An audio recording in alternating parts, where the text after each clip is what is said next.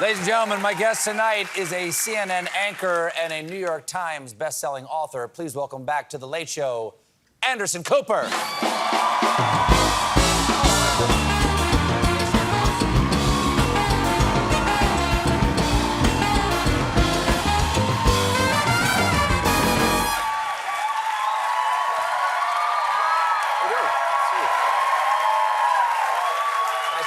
Welcome back.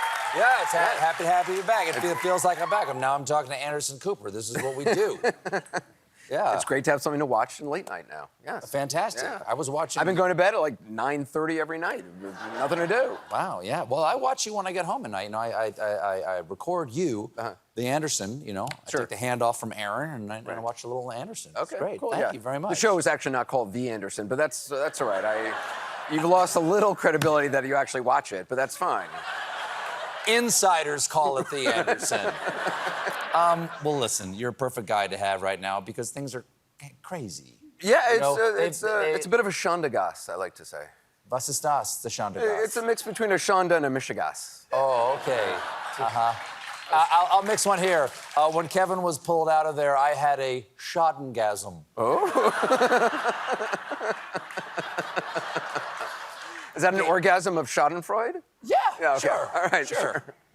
Okay, you're an expert explainer. By the way, Explain to us... my little son is here. He's backstage watching on television. He's learning German. Okay, very international. So you're an expert explainer. Explain to us. Oh, please. How big a deal this is. Which? What? Kevin what? Let's start with Kevin McCarthy losing the speakership. Yeah, that's the only time it's ever happened in American history. I mean, you know, in the 200 some odd years of our democracy. Yeah, it's pretty crazy. Yeah, we got another like 15 minutes of interview. If you could spread that out just a little. If you could just like, hey, it's never happened before. You seem to. Mechanically, what is the upshot here? Can anything be done in Congress until there's a new speaker? No. Yeah, no. So they took what you know. There's a crisis, so what they did is they took a week off, and so just to center. I think it's a lot, yeah. There's probably a lot of yoga retreats going on this weekend. Yeah, a lot of people just sort of, you know, just reflecting deeply. Yeah, no, they got out of town. They went back to their districts and are fundraising. Those who, you know, do that sort of stuff all the time, and yeah, they'll come back Tuesday. I think they'll have a conference and discuss. People can put their hat in the ring and make a speech to the Republicans. And I think Wednesday they'll maybe go to a vote. According to the people that you're talking to, if you've asked this question, is this idea that a non-member of Congress, such as Donald John Trump, could become Speaker, is that a reality in any way? I mean, by rules, you don't have to be a member. It seems highly unlikely. I mean, the clip you played of the former president talking about, people are talking about me as possible Speaker, that's at a courthouse here in New York that he was making that statement. Where he's on trial for fraud.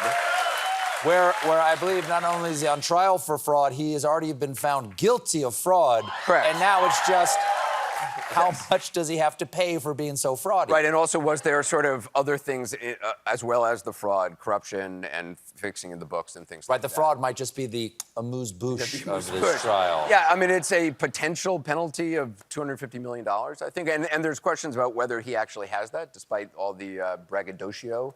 If you will, yeah. There's questions about how much he actually has. Okay, so this trial here, because he has talked trash about people who are actually about the judge and about the it was more clerk. The judge's clerk. Right. He's talked smack about the judge too. Well, yes, but it was the judge's clerk who he insinuated was the girlfriend of Chuck Schumer, who, I mean, there's no reason to say that, other than there's a photo, I guess, of them together at some event. Yeah, the judge did not like that and put a gag order on all parties, but with some teeth in it, as opposed to like there'll be a bad thing. He said jail time, right? Well, look, I mean, any gag order, it's financial penalties or ultimately jail time. It seems hard to imagine. But I agree. I mean, I agree. It is. It is hard to imagine that would actually happen. A judge in the county of New York is going to jail the former president of the United States for, well, it seems hard to imagine. It is hard to imagine. Yeah. It's actually a little. That part actually is a little scary to me because if that actually did happen, I think like we'd have a January 6th every week. You know, it wouldn't be justified, but he has definitely already led with the threat of violence in the last 2 years. Well, he did just, say that Mark Milley, General Milley, who has spent 40 years serving this country in the military, has one of the most extraordinary military records, and just has retired as chairman of the Joint Chiefs. The fact that the former president put out a statement saying that he is guilty of treason and that the penalty for treason is death, to be continued, he said. I mean, that's an extraordinary thing. And that people who steal things from shops should be shot as they leave the shop. Well, yes, of course he said that. But the irony is... It's a hopeful future is what he's painting. We have to take a quick break here, but please be back because Anderson Cooper will be here and you'll miss that.